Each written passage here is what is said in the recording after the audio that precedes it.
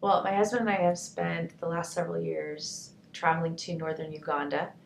And back in 2013, we were asked to go and be guest speakers at a conference in a small town called Lira.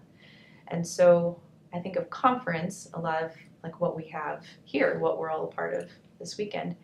And I show up and realize that this conference is in a field with a huge makeshift tent, wooden benches everywhere for thousands of people. And I've been asked to do a workshop for couples.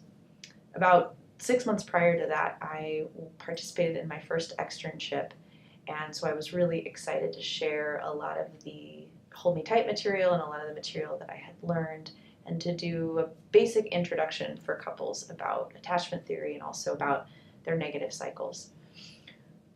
I was a little nervous though when I showed up because I realized I can't use any PowerPoint. I can't show any slides. This is just going to be me explaining this through a translator and hoping that this gets through. Well, when it was time to have my workshop, um, I stood in the kind of the middle of this conference area, and couples were told if they wanted to participate in my workshop, they could come and bring their chairs and gather around me.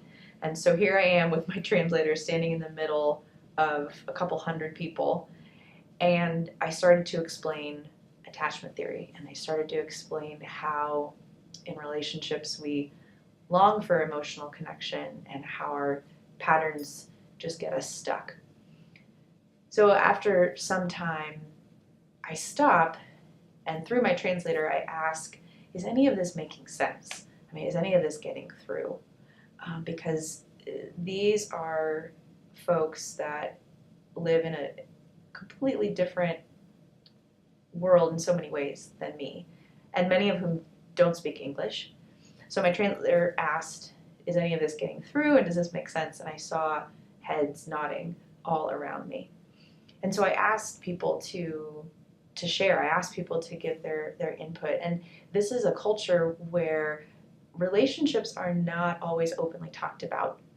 That's something that's very private and very personal. And so it was incredible and inspiring to see one person after another stand up and start describing their negative pattern, and describing it as if I had spent hours working with them and helping them to map it all out.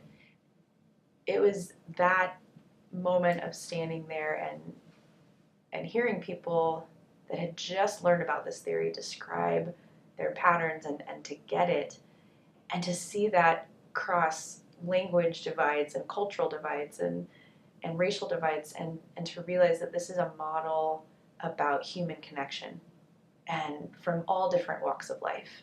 And that is why I believe in this model, one of the reasons why I believe in it so wholeheartedly.